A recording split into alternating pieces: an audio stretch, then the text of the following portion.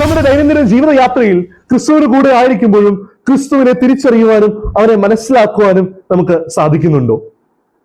ക്രിസ്ത്യാനികളാകുമ്പോൾ ഞാൻ മറ്റുള്ള ഒരാളെക്കാട്ടും നല്ല ക്രിസ്ത്യാനിയാണെന്ന് കാണിക്കാനുള്ളൊരു വ്യഗ്രതയുണ്ട്, അല്ലെ? അറിഞ്ഞുകൂടാ.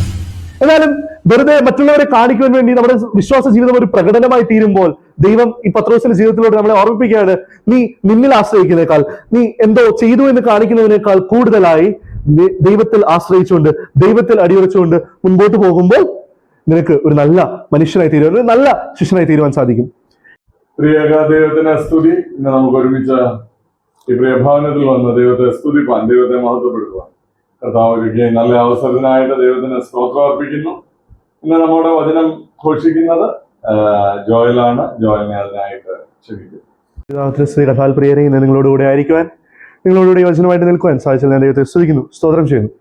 ഇന്നത്തെ നമ്മുടെ അല്പസമയത്തെ ചിന്തയ്ക്കായി വിശുദ്ധ മത്തായി എഴുതിയ സുവിശേഷം 4-ാം അധ്യായം അതിന്റെ 19-ാമത്തെ വാക്യം. വിശുദ്ധ മത്തായി എഴുതിയ സുവിശേഷം 4-ാം അധ്യായം അതിന്റെ 19-ാമത്തെ വാക്യം ആർക്കെങ്കിലും ഒരാൾക്ക് എടുക്കാം, വായിക്കാം.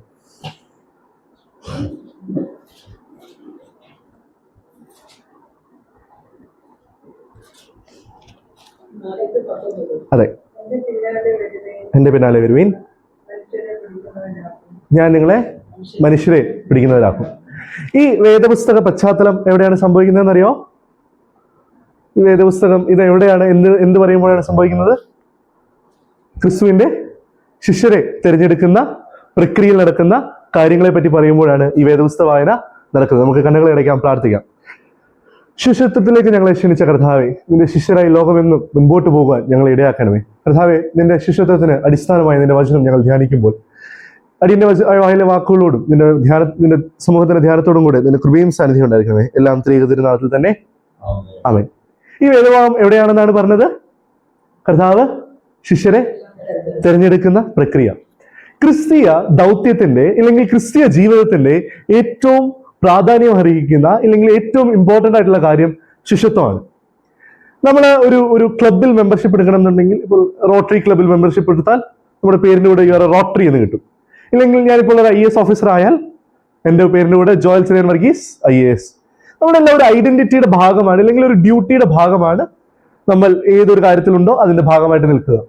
ഒരു ക്രിസ്ത്യാനി ആയിരിക്കുക എന്നുള്ളത് ക്രിസ്ത്യാനി ആയിരിക്കുക എന്നുള്ളത് അതിന്റെ അർത്ഥം നീ ഒരു ശിഷ്യനാണ്, ക്രിസ്തു പറഞ്ഞ മാർഗത്തിൽ നടക്കുവാൻ വിളിക്കപ്പെട്ടവനെന്നാണ്. ശിഷ്യത്വവും ക്രിസ്ത്യാനി ആയിരിക്കുക എന്നുള്ളതും രണ്ടല്ല, പിന്നെയോ ഒറ്റയൊരു കാര്യമാണ്. ക്രിസ്തുവിന് ശിഷ്യന്മാരാകുക അല്ലെങ്കിൽ ഒരു ക്രിസ്ത്യാനി ആയിരിക്കുക എന്നുള്ളതിന്റെ അർത്ഥം ക്രിസ്തുവിന് ശിഷ്യനായിരിക്കുക എന്നുള്ളതാണ്. കർത്താവിന്റെ ഐഹിക ജീവിതത്തിൽ എത്ര പേരെയാണ് താൻ ശിഷ്യന്മാരായിട്ട് തിരഞ്ഞെടുത്തേ? 12 പേര്. 12 പേരെ ശിഷ്യന്മാരായിട്ടും പിന്നെ കുറച്ചുപേരെ അറിയിപ്പുകാരായിട്ടും പിന്നീട് സഭയായിട്ടും തിരഞ്ഞെടുത്തു. ഇന്ന് സഭയുടെ സന്താനങ്ങളായ നമ്മൾ ഇവിടെ ആയിരിക്കുന്നു. നമ്മളെല്ലാം ദൈവം ശിഷ്യരായിട്ട് തിരഞ്ഞെടുത്തിട്ടുണ്ടോ? ദൈവം നമുക്ക് കൈവപ്പ് നൽകി ശിഷ്യരായിട്ട് തിരഞ്ഞെടുത്തിട്ടുണ്ടോ? ഉണ്ടോ? ഉറപ്പാണോ? നിങ്ങളെ കണ്ടിട്ടൊരു ഉറപ്പില്ല. ഉറപ്പാണോ? എവിടെ വെച്ചിട്ടാണ് കർത്താവിന്റെ പരിശുദ്ധാത്മ സാന്നിധ്യം നിങ്ങൾക്ക് നൽകിയത്? മാമോദിസ. എപ്പം? അതല്ല, മാമോദിസയിൽ മാമോദിസയിൽ ഒത്തിരി കാര്യങ്ങൾ നടന്നല്ലോ. എപ്പോഴാണ് മാമോദിസയിൽ നിങ്ങൾക്ക് പരിശുദ്ധാത്മാവിന്റെ ദാനമായ ഇല്ലെങ്കിൽ നിങ്ങളെ ശിഷ്യത്വത്തിന്റെ പൂർണ്ണ വെളിയിലേക്ക് വിളിച്ചു ചേർത്ത് നിങ്ങൾക്ക് നൽകിയ 3 വിഷയം കൊണ്ട് നിങ്ങളെല്ലാം ദൈവത്തിന്റെ കർത്താവിന്റെ ശിഷ്യരാണ് ഏറ്റവും കൂടുതൽ പതറിപ്പോകുന്നവർ. ഈ ശിഷ്യരാണ് ഏറ്റവും കൂടുതൽ പതറിപ്പോകുന്ന മനുഷ്യർ. ഈ പതറിപ്പോയ 2-3 പേരെ നമ്മൾ പഠിച്ചിട്ട് നമ്മുടെ ഇന്നത്തെ അല്പസമയത്തെ ചിന്ത അവസാനിപ്പിക്കും എന്ന് ഞാൻ ഉറപ്പ് നൽകുന്നു. ഒന്നാമതായിട്ട് നമ്മളുടെ ചിന്ത പത്രോസ് എന്ന കർത്താവിന്റെ ശ്ലീഹന്മാരിൽ ഒരാളിലേക്ക് കൊണ്ടുപോയാണ്. ആരാണ് പത്രോസ്? പത്രോസിനെ പറ്റി ഓർമ്മ വരുമ്പോൾ ആദ്യം വരുന്ന ഒരു മനസ്സിൽ വരുന്ന ഒരു കഥ ഏതായിരിക്കും, അല്ലെങ്കിൽ ഒരു സംഭവം ഏതായിരിക്കും? യേശുവിനെ തള്ളിപ്പറഞ്ഞത്. നമ്മൾ മലയാളികളെല്ലാം ഒരേപോലെ. അതിനെക്കാട്ടും നല്ല കാര്യങ്ങൾ കർത്താവ് പറഞ്ഞിട്ടുണ്ട്. കർത്താവ്, നീ പത്രോസ് ആകുന്ന ഈ പാറമേൽ എന്റെ സഭയെ പണിയെന്ന് കർത്താവ് പറഞ്ഞിട്ടുണ്ട്. നമ്മൾക്ക് അതൊന്നും ഓർമ്മയില്ല, നമുക്ക് നെഗറ്റീവ് കാര്യങ്ങൾ അറിയുള്ളൂ. പറഞ്ഞോട്ടെ, പത്രോസ് എന്ന മനുഷ്യനെ പറ്റി നമ്മൾ പഠിക്കുമ്പോൾ, വേദപുസ്തക വായനയിൽ നമ്മൾ കാണുമ്പോൾ കാണുന്ന ഒരു പ്രധാനപ്പെട്ട കാര്യം ഈ തള്ളിപ്പറച്ചിലിന്റെ കാര്യമാണ്. നമ്മുടെ ജീവിതത്തിൽ കർത്താവ് എന്തെല്ലാം നന്മകൾ തന്നാലും, നമ്മൾ എന്തെല്ലാം അനുഗ്രഹങ്ങൾ നൽകിയാലും കർത്താവിനെ നമ്മൾ തള്ളിപ്പറയുന്ന ജീവിതങ്ങളായി അറിഞ്ഞോ അറിയാതെയോ മാറിപ്പോകുന്നുണ്ട്. നമ്മൾ ദൈവത്തിൽ നിന്നുള്ള നന്മകൾ വാങ്ങി, ദൈവത്തിൽ നിന്നുള്ള അനുഗ്രഹങ്ങൾ വാങ്ങുമ്പോൾ നമ്മൾ നന്ദി കർത്താവ് എന്ന് പറയുകയും, ദൈവം പ്രതിസന്ധികൾ നൽകുമ്പോൾ അതിനെതിരെ കലഹിക്കുകയും ചെയ്യുന്ന ഒരു സ്വഭാവം. നന്മകൾ മാത്രം നൽകുന്ന ഒരു ATM അല്ല കർത്താവ് എന്നുള്ള ഒരു ഓർമ്മ ദൈനംദിന ജീവിതത്തിൽ നമ്മളെ ഓർക്കണം. നന്മകൾ മാത്രം നൽകുന്ന ഒരു ATM അല്ല കർത്താവ്. നന്മകൾ മാത്രം നൽകുന്ന ATM അല്ല കർത്താവ്. ഇന്നത്തെ കാലഘട്ടത്തിൽ ഏറ്റവും വലിയ പ്രശ്നം ഈ പ്രോസ്പെരിറ്റി ഗോസ്പെലാണ്. നീ ഇവിടെ വന്ന് പ്രാർത്ഥിച്ചാൽ നിനക്ക് 50 കോടി രൂപ കിട്ടും, നീ അവിടെ ചെന്ന് പ്രാർത്ഥിച്ചാൽ 75 കോടി രൂപ കിട്ടും. എന്നാൽ കർത്താവ് പറയാണ്, എൻ്റെ പിന്നാലെ നടന്നു വരികയാണെങ്കിൽ നിനക്ക് പ്രതിസന്ധി വരും, പ്രശ്നം വരും, എല്ലാം വരും. എന്നാൽ നീ അതിൻ്റെ ഇടയിൽ എന്നെ തള്ളിപ്പറയാതെ മുൻപോട്ട് പോകുമോ? ഒരു ചെറിയ പ്രതിസന്ധിയാണ് പത്രോസിന് വന്നത് അല്ലേ? നീ ആ മനുഷ്യന്റെ കൂടെയുള്ളവൻ എന്ന് മാത്രമാണ് ആ സ്ത്രീ ചോദിച്ചത്. അവൾ പറയാണ്, എനിക്ക് ഈ മനുഷ്യനെ അറിയില്ല. ആണയിട്ട് പറയാണ്, ഞാൻ കണ്ടിട്ടില്ല. പ്രതിസന്ധി വരുമ്പോൾ കർത്താവിനെ തള്ളിപ്പറയുന്ന ജീവിതങ്ങളാണോ? നമുക്കെല്ലാം അറിയാവുന്ന കഥയായിരിക്കും. ഈ ദുഃഖത്തിന്റെ പാനപാത്രം എന്ന പാട്ട് എപ്പോഴാണ് എഴുതിയെന്നറിയോ? സാധു കൊച്ചു എപ്പോഴാണ് എഴുതിയെന്നറിയോ? മകൻ മരിച്ചു കിടക്കുമ്പോൾ. വേദപുസ്തകമായിട്ട് ഇറങ്ങിയ സാധു കൊച്ചു മകൻ മരിച്ചു കിടക്കുമ്പോൾ അവൻ പറയാണ്, ദുഃഖത്തിന്റെ പാനപാത്രം കയ്യിൽ തന്നാൽ സന്തോഷത്തോടെ അത് വാങ്ങി ഹല്ലേലൂയ പാടിയിടും ഞാൻ. അതാണ് ഉറച്ചു നിൽക്കുന്ന വിശ്വാസം. അതുകൊണ്ട് പത്രോസ് നമ്മളെ ആദ്യമായിട്ട് ഓർമ്മിപ്പിക്കുകയാണ്, നിന്റെ വിശ്വാസം ഉറപ്പുള്ളതായിരിക്കണം, നിന്റെ വിശ്വാസം ദൃഢമായിരിക്കണം. രണ്ടാമതായിട്ട് പത്രോസ് ഓർമ്മിപ്പിക്കുന്ന ഒരു കാര്യമുണ്ട്, നിനക്ക് ദൈവിക മർമ്മങ്ങളെ അറിയുന്ന ഒരു വ്യക്തിയായിരിക്കണം. പലപ്പോഴും നമ്മുടെ വിശ്വാസത്തെ നമ്മൾ തള്ളിപ്പറയുന്നത് നമുക്ക് നമ്മുടെ ദൈവിക മർമ്മങ്ങൾ മനസ്സിലാക്കുവാനോ അറിയുവാനോ ഉള്ള ഗ്രാഹ്യം ലഭിക്കാത്തപ്പോഴാണ്. ഇവിടെ പത്രോസിനെ പറ്റി മറ്റൊരു വേദഭാഗത്തിൽ കാണുന്നത് മത്തായിയുടെ സുവിശേഷം 16-ാം അധ്യായം 18-ാമത്തെ വാക്യത്തിലാണ്. അവിടെ എന്താ പറയുന്നത്?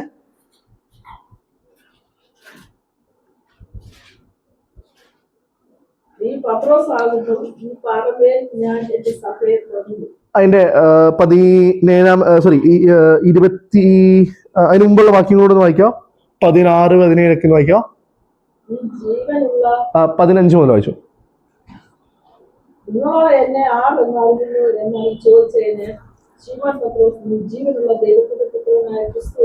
മതി. നിങ്ങളോ ഞാൻ ആരെന്ന് പറയുന്നു എന്ന് പറയുന്നത് ശിമോൻ പത്രോസ് പറയുകയാണ്, നീ ജീവനുള്ള ദൈവത്തിന്റെ ക്രിസ്തുവാണ്. ബാക്കിയുള്ളവരോടെല്ലാം ചോദിച്ചു, ഓരോന്ന് നീ എലീശയാണ്, നീ മോശയാണ്, നീ ഭൂതമാണ്, നീ പ്രേതമാണ് എന്ന് കുറെ ഉത്തരങ്ങൾ പറഞ്ഞു. എന്നാൽ ദൈവത്തിന്റെ കൂടെ നടന്ന പത്രോസ് മാത്രമാണ് ജീവനുള്ള ക്രിസ്തുവാണെന്ന് തിരിച്ചറിഞ്ഞത്. നമ്മുടെ ദൈനംദിന ജീവിതയാത്രയിൽ ക്രിസ്തുവിന് കൂടെ ആയിരിക്കുമ്പോഴും ക്രിസ്തുവിനെ തിരിച്ചറിയുവാനും അവനെ മനസ്സിലാക്കുവാനും നമുക്ക് സാധിക്കുന്നുണ്ടോ? നമ്മുടെ ദൃഢമായ വിശ്വാസത്തിൽ ഉറപ്പില്ലാത്തത് കൊണ്ടാണ് പലപ്പോഴും ദൈവ സാന്നിധ്യം നമുക്ക് മനസ്സിലാക്കുവാൻ സാധിക്കാതെ പോകുന്നത്. പലപ്പോഴും നമ്മുടെ വിശ്വാസം ഈ നമ്മുടെ ഒരു മടി വാട്ടേഴ്സിലുള്ള വിശ്വാസം പോലെയുള്ള വിശ്വാസമായതുകൊണ്ട്, ഇല്ലെങ്കിൽ ഉറപ്പില്ലാത്ത വിശ്വാസം കൊണ്ടാണ് നമുക്ക് ദൈവത്തെ തിരിച്ചറിയുവാൻ സാധിക്കാതെ പോകുന്നത്. ഇവിടെ പത്രോസ് ഉറപ്പായിട്ട് പറയുകയാണ്, നീ ദൈവത്തിന്റെ പുത്രനായ ക്രിസ്തുവാണ്. നീ ദൈവത്തിന്റെ പുത്രനായ ക്രിസ്തുവാണ്. ദൈവത്തെ തിരിച്ചറിയുവാൻ, ദൈവത്തെ മനസ്സിലാക്കുക എന്നുള്ളതാണ് നമ്മുടെ ജീവിതത്തിന്റെ ഏറ്റവും ഇമ്പോർട്ടൻ്റ് ആയിട്ടുള്ള ഒരു ദൗത്യം എന്ന് പറയുന്നത്. ഗൗതമ ബുദ്ധ എന്ന് പറഞ്ഞൊരു ഒരു മനുഷ്യനുണ്ടായിരുന്നു. അറിയാമോ? ബുദ്ധ അറിയാം. ബുദ്ധയുടെ ഏറ്റവും അടുത്ത സ്നേഹിതന്റെ അല്ലെങ്കിൽ ഏറ്റവും അടുത്ത ശിഷ്യന്റെ പേരാണ് ആനന്ദ. ഈ ആനന്ദ ഏറ്റവും അവസാനം ബുദ്ധ പോകുന്നതിന് മുമ്പ് ബുദ്ധയുടെ വസ്ത്രങ്ങൾ മറ്റുള്ളവർക്ക് നൽകുകയാണ്, എല്ലാം മറ്റുള്ളവർക്ക് നൽകുകയാണ്. എന്നാൽ ആനന്ദ ചോദിച്ചു, നീ എന്തേ എനിക്കൊന്നും നൽകാത്തത്? അപ്പോൾ ബുദ്ധ പറയുകയാണ് ആനന്ദയോട്, ഞാൻ എന്നെ തന്നെ, എൻ്റെ ഉടല് നിനക്കുള്ളതാണ്, എന്നെ മുഴുവനായി നിനക്കുള്ളതാണ്. ദൈവത്തെ മുഴുവനായി മനസ്സിലാക്കുവാൻ, ദൈവത്തെ മുഴുവനായി കൂടെ നടക്കുവാൻ എത്ര പേർക്ക് സാധിക്കുന്നുണ്ട്? ദൈവത്തെ മുഴുവനായി കൂടുതലായി മനസ്സിലാക്കുവാൻ, കൂടെ നടക്കുവാൻ എത്ര പേർക്ക് സാധിക്കുന്നുണ്ട്?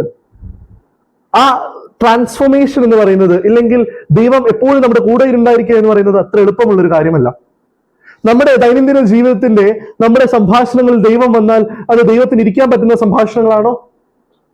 നമ്മുടെ ദൈനംദിന ജീവിതങ്ങൾ ദൈവം നമ്മളോട് കൂടെ ഉണ്ടെങ്കിൽ ദൈവത്തിന് വസിക്കുവാൻ പറ്റുന്ന പരിസരങ്ങളാണോ നമ്മുടെ പരിസരങ്ങൾ എന്നുള്ളത് ഒരു പുനർവിചിന്തനത്തിന്റെ ആവശ്യമാണ്. ദൈവത്തെ മനസ്സിലാക്കുക എന്ന് പറഞ്ഞാൽ ദൈവത്തോട് കൂടെ ആയിരിക്കുക, ദൈവത്തിനോട് കൂടെ സഹവസിക്കുക എന്നാണ് അർത്ഥം. ക്രിസ്ത്യൻ ജീവിതത്തിന്റെ ഒരു ദൗത്യം അല്ലെങ്കിൽ ഒരു മിഷൻ എന്ന് പൗരസ്ത്യ സഭ പഠിപ്പിക്കുന്നത് തിയോസിസ് ആണ്. തിയോസിസ്, ഈ വാക്ക് പലപ്പോഴും ഞാൻ പറഞ്ഞിട്ടുണ്ട്. ഈ തിയോസിസ് എന്നുള്ള വാക്കിന്റെ അർത്ഥം അറിയോ?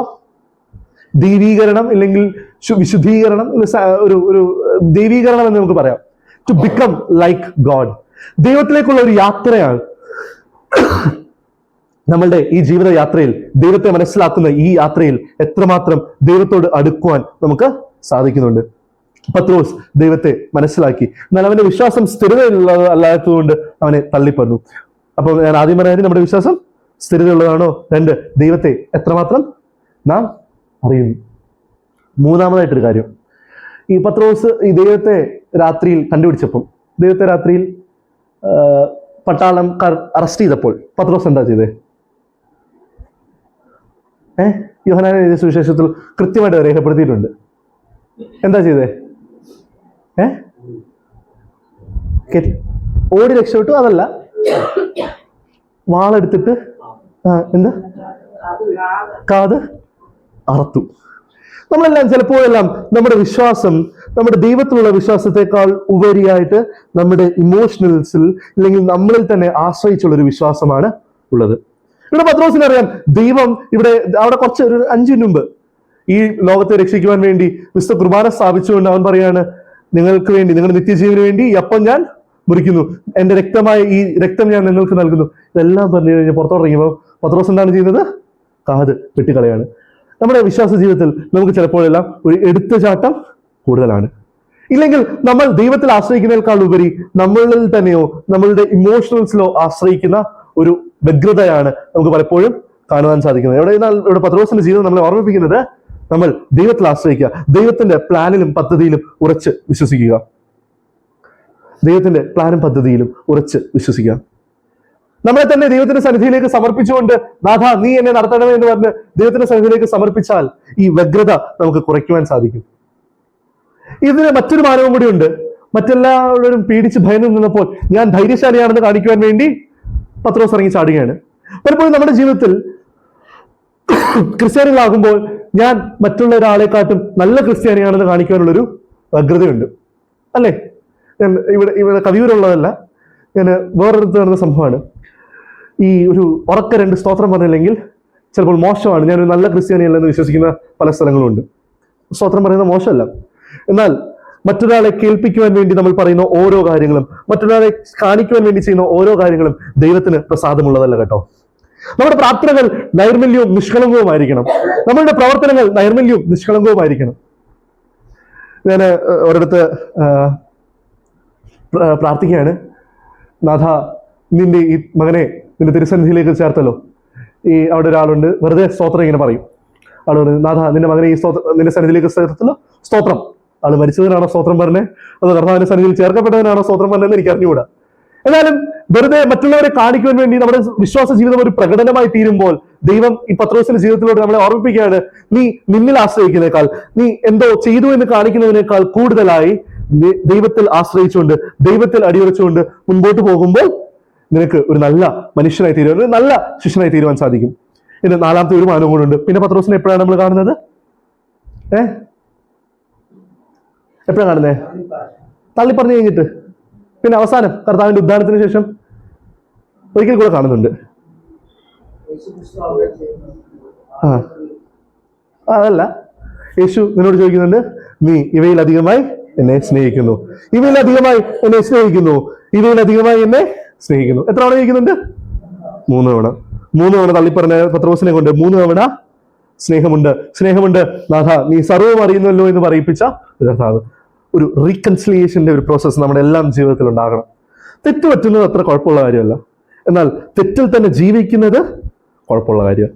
തെറ്റ് പറ്റുന്നത് കുഴപ്പമുള്ള കാര്യമല്ല, തെറ്റ് പറ്റാത്തവരായിട്ട് ആരെങ്കിലും ഉണ്ടെങ്കിൽ അതാണ് ഏറ്റവും വലിയ കുഴപ്പം. എന്നാൽ തെറ്റ് പറ്റിയെടുത്തു നിന്നും പശ്ചാത്താപത്തിന്റെ മനസ്സോടുകൂടെ തിരിഞ്ഞു വരുന്നതാണ് ഒരു യഥാർത്ഥ ക്രൈസ്തവ ജീവിതം. നാഥ നീ സർവവും അറിയുന്നുവല്ലോ. ഒരു ക്രിസ്ത്യാനിക്ക് എപ്പോഴും പറയേണ്ട ഒരു വാചകമാണ് പത്രോസ് അവിടെ പറയുന്നത്, നാഥ നീ സർവവും അറിയുന്നുവല്ലോ. നമ്മുടെ ദൈനംദിന ജീവിതത്തിൽ നമുക്ക് പലപ്പോഴും നമ്മളുടെ ജീവിതത്തിൽ നമ്മൾ ശരിയാണെന്ന്, അല്ലെങ്കിൽ നമ്മൾ ചെയ്യുന്ന തെറ്റുകൾ നമുക്ക് മനസ്സിലാകണമെന്ന് ഇല്ല. എന്നാൽ സകലവും ഏറ്റുപറയുക, നാഥ നീ സർവവും അറിയുന്നുവല്ലോ. ഒരു ശിഷ്യന്റെ ജീവിതം മാത്രമാണ് ഇനി ഞാൻ എടുക്കുവാൻ ശ്രമിച്ചത്. 4 കാര്യങ്ങളാണ് ഞാൻ പറയാൻ ശ്രമിച്ചത്. ഒന്ന്, വിശ്വാസത്തിൽ നമുക്ക് സ്ഥിരതയുണ്ടാവണം. വിശ്വാസത്തിൽ സ്ഥിരത ഉണ്ടാവണമെന്നുണ്ടെങ്കിൽ നമ്മുടെ ദൈവം, നമ്മൾ ആരാണ് വിശ്വസിക്കുന്നത് എന്ന് നമുക്കൊരു ഉറപ്പ് വേണം, ഒരു നിശ്ചയം വേണം. 3, ഈ അറിഞ്ഞ ദൈവത്തെ പ്രഘോഷിക്കുമ്പോൾ നമ്മളുടെ ഒരു ആത്മീയ പരതമായി തീരാതെ, അല്ലെങ്കിൽ ഒരു ആത്മീയ നാടകമായി തീരാതെ ഹൃദയത്തിൽ തട്ടിയുള്ള വിശ്വാസമാകണം. ഒരു പക്വതയോടുകൂടിയുള്ള വിശ്വാസമാകണം. വിശ്വാസത്തിൽ പക്വതയുള്ളവരായിരിക്കണം. നമ്മുടെ വിശ്വാസത്തിൽ നമ്മൾ പക്വതയുള്ളവരായിരിക്കണം. അതുകൊണ്ട് തന്നെയാണ് പൗലോസ് അപ്പോസ്തലൻ പറയുന്നത്, നിങ്ങൾക്ക് ആദ്യം കുട്ടികളായിരുന്നപ്പോൾ ശൈശവ ഫുഡ് വന്നു, വലുതായപ്പോഴോ അതിനനുസരിച്ചുള്ളത് വന്നു. നിങ്ങൾ വിശ്വാസത്തിൽ പക്വതയുള്ളവരായിരിക്കണം. ഇത് മൂന്നും സംഭവിച്ചിട്ടുണ്ടെങ്കിൽ ഒരു ക്രിസ്ത്യാനിക്ക് ഉണ്ടാകേണ്ട ഒരു കാര്യമാണ് റിക്കൺസിലിയേഷൻ, ഒരു വീണ്ടെടുപ്പിന്റെ മനോഭാവം, ഇല്ലെങ്കിൽ ഒരു അനുരഞ്ജനത്തിന്റെ മനോഭാവം. അനുരഞ്ജനമാണ് നമ്മുടെ സഭയെ, നമ്മുടെ സഭാ ജീവിതത്തെ, നമ്മുടെ ക്രിസ്തീയ സമൂഹത്തെ, ശുശ്രൂഷത്തെ നയിക്കേണ്ടത്. അടുത്ത ഞായറാഴ്ചത്തെ സ്പെഷ്യാലിറ്റി അറിയോ? അടുത്ത ഞായറാഴ്ചത്തെ പ്രാധാന്യം അറിയോ? നോമ്പ് തുടങ്ങുകയാണ്.